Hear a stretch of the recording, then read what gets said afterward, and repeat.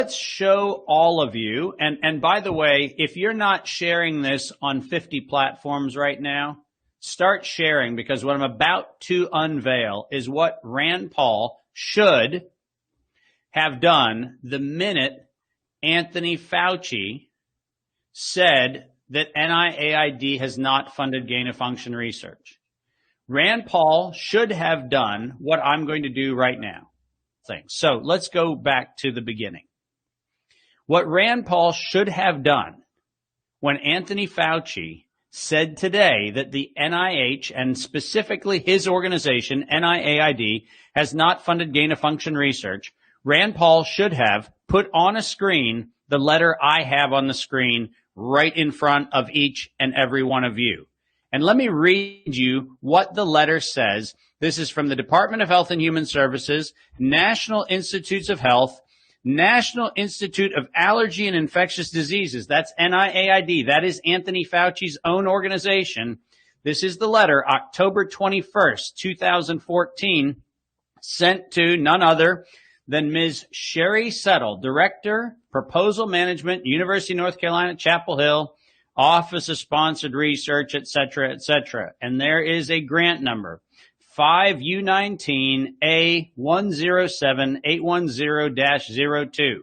This is the grant that ultimately was used by Ralph Baric to create a chimeric, infectious, enhanced coronavirus pathogen.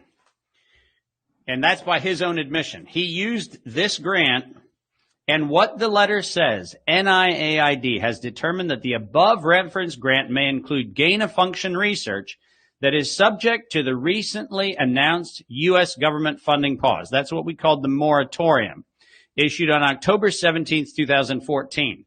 The following specific aims appear to involve research covered under the pause. Project 1, the role of uncharacterized genes in high pathogenic human coronavirus infection.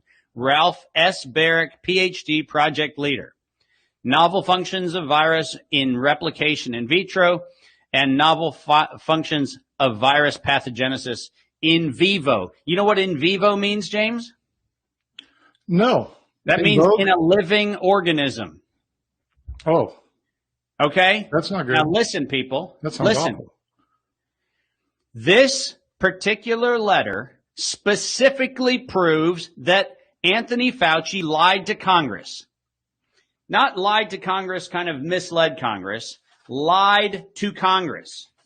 And for those of you not familiar, in the Fauci dossier, you can flip through the wonderful Fauci dossier, and what you can find in the Fauci dossier is that, in fact, 18 U.S. Code, Section 1001, makes it a felony to do what he did. It's a felony. He lied, and Rand Paul did nothing to get him to actually be confronted with the evidence of his lie. Now, James, you know what? Somebody could say, well, Dave, that's a letter from October of 2014. How the hell do you expect a congressman or anybody else to find that or whatever? Okay, here's the problem. I've been publishing this thing for a year. So if there was anyone in Rand Paul's office to whom this information has been sent on multiple occasions, if there was anybody in Rand Paul's office doing their job, they would have, number one, known about this. And number two, they would have put this up when Rand Paul had Anthony Fauci telling Rand Paul that he was lying about some craziness that Anthony Fauci was making up about saving 400,000 lives or not saving 400,000 lives, depending on the way the story gets told. But James, it gets far worse than that.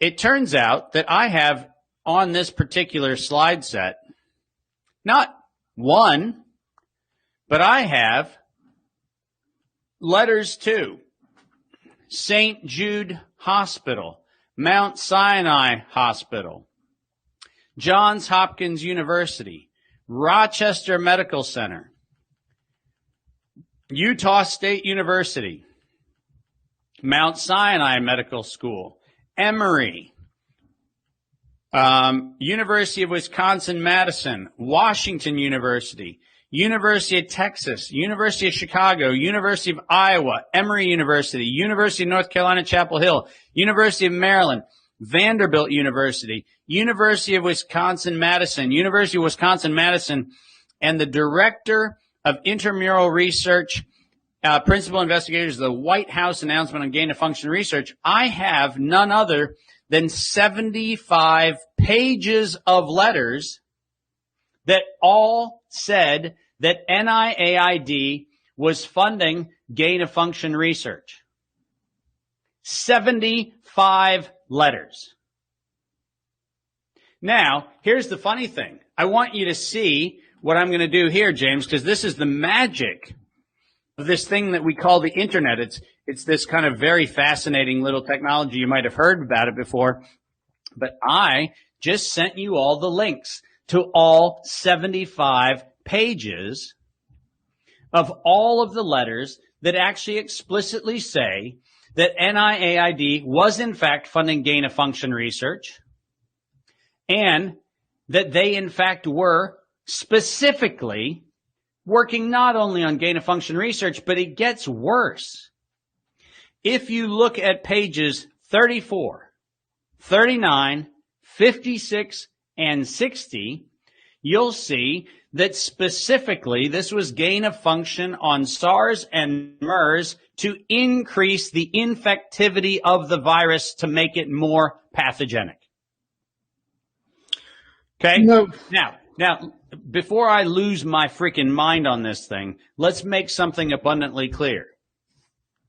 There is a express piece of evidence sitting in front of you right now that in fact Anthony Fauci lied to Congress in violation of 18 U.S. Code Section 1001, and that is a felony violation, and Rand Paul has the ability to actually do something about it.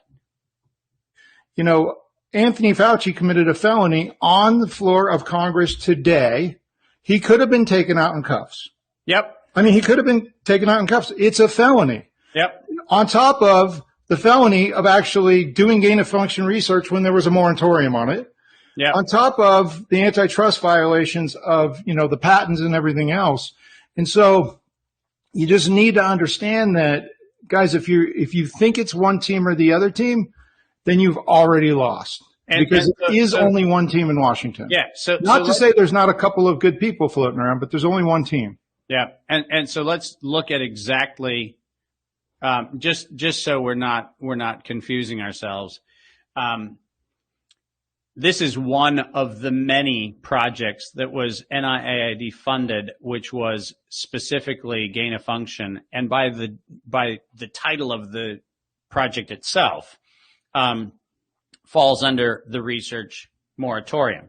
Experiments to serially passage or otherwise adapt wild-type MERS coronavirus, CoV strains, to increase pathogenesis in a mouse model. Increase pathogenesis. This is research that was being done at Utah State University that was to make mouse MERS coronavirus more pathogenic.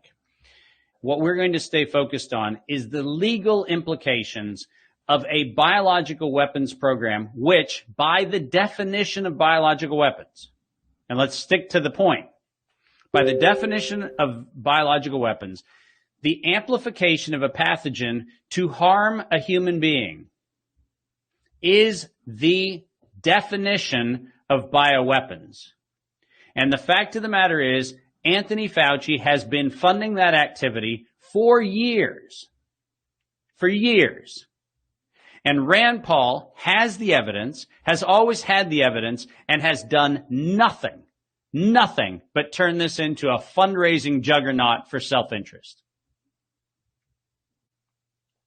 And the fact of the matter is, the most egregious abuse that can happen is in fact the abuse that just did happen, which was Rand Paul allowing Anthony Fauci to spar with him rather than delivering the knockout blow. Because when you have contempt of Congress, which is what Rand Paul's actions were, when you are sitting in the role of a person who has the capacity to do something, and then that person does nothing to deliver the goods, that is the ultimate contempt of the institutions of democracy that define this country. And it is an embarrassment. It's hideous. And Rand Paul should be ashamed that he actually sits in that role. Because if he's not going to deliver the punch, he shouldn't get to the fight.